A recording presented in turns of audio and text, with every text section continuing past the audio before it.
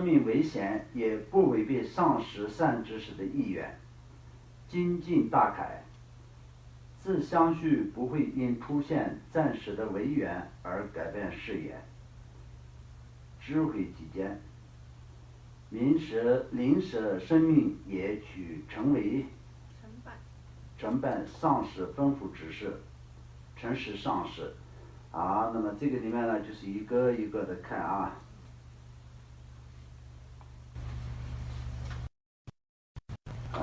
诚实上师。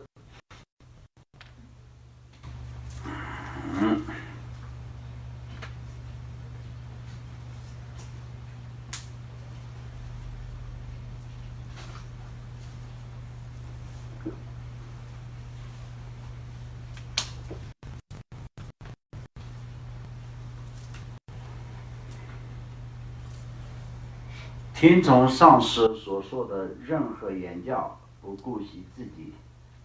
依教奉行，这样的人唯一对上师的尽心，并将获得解脱。我们都说对上师有信心的话，就是能可以得到解脱，因为就是我们在佛教修成当中修持大圆满法的一个弟子来说的话，就是确实如此。但是呢，就是能够可以得到这种成就的人来说的话，那就前面所讲的这些条件，不顾生命的危险。那如果是在你去依教奉行的过程当中呢，就是有任何的危险，任何的严重的事情，都是必须的要能够可以忍受的。那如果是这里就是说的已经是非常的清楚嘛。那么一个人来说的，比生命没有更重要的事情。但是如果是今天遇到了生命的危险，也是不违背上师的意愿，这个能做得到吗？很多的弟子来说的话，就不要说是生命危险，只要是有一点点风吹草动的时候呢，就马上会内心里面会有变化。所以呢，也可以说是抛弃上师，或者是抛弃传承。那么抛弃上师是什么？抛弃了自己的解脱，在一生当中又没有办法再获得解脱，那下一世就更不用说了。因为前世跟今生来世这三个来说到，就你比如说昨天跟今天明天一样的道理。前世你就是有已经这样的缘，很多人都是说你今生学佛，都是说你前世跟佛教有缘，这事实就是这样的。你前世已经是结上了缘，那么这一世当中真正的有可以学习的这样的一个因，根本就没有结上缘，那么你就是这一世当中不可能会有直接马上可以修持的一个这样的因缘。所以这个来说的话，就是你昨天已经准备了要做一件事情，你就昨天开始了，那么你内心当中就必须得要做完这件事情，已经有这样的一个决定跟已经有这样的起心动念，已经开始了。那么今天一早就你可能你一定会马上去做这个事情，那么必须得要做完。今天做不完，那明天也是要做，一定要做完，做完为止。这是什么时候开始的？相当也是从昨天或者从前天开始的，可以这么想。那如果是你不管是昨天或者是前天开始了，但是昨天下午或者是傍晚或者是任何时候你已经放弃了，你已经决定了不想再做，今天会不会继续做啊？这不可能的事情啊。所以就像这样的一个道理，你今生如果是放弃了，那么在下一世是肯定不会有任何的因缘可以再继续做所以呢，就是获得以此下满人生的这个时间是非常非常的殊胜。这个时候呢，就必须得要不顾一切的修持佛法。那么在说不顾一切这样的情况下，是不是我们再次获得下满人生的时候，放下一切生活什么等等各种各样，那这是做不到的，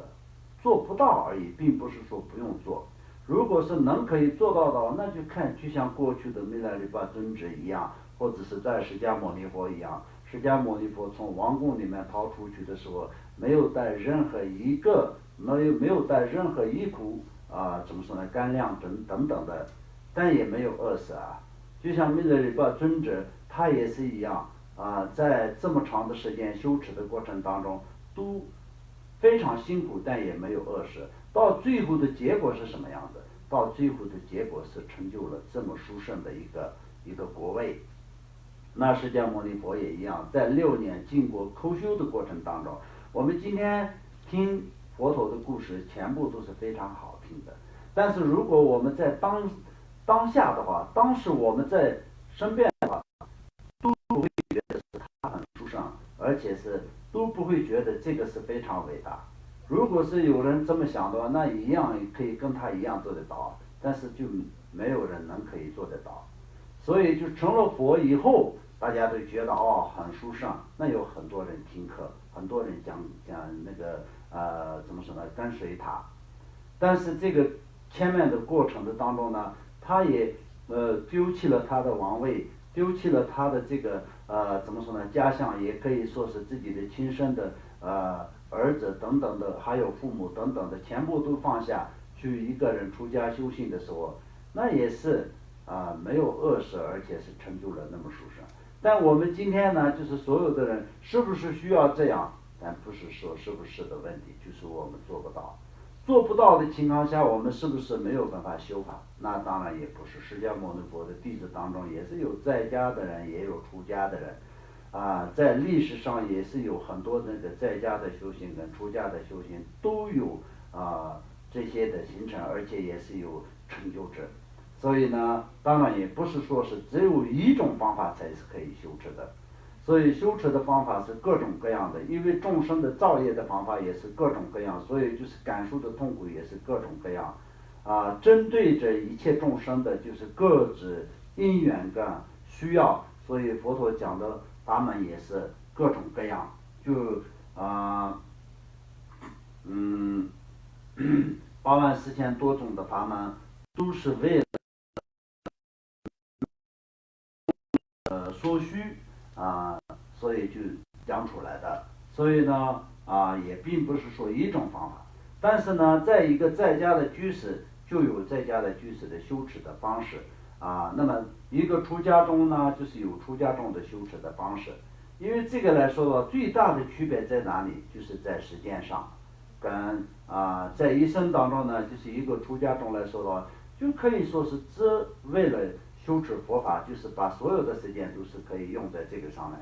那么在一个在家的居士来说，当然没有办法把所有的时间都用在这个修持佛法上，但是所有的内心的发心都是可以在发善良的心，发菩提心，这个是可以做得到的。但是这个怎么样的才能可以做得到呢？首先要学习一天一天要有进步，因为自己的正直的正念的心去改变自己。如果自己有不对的地方呢，就是立即要改回来，这样才可以做得到。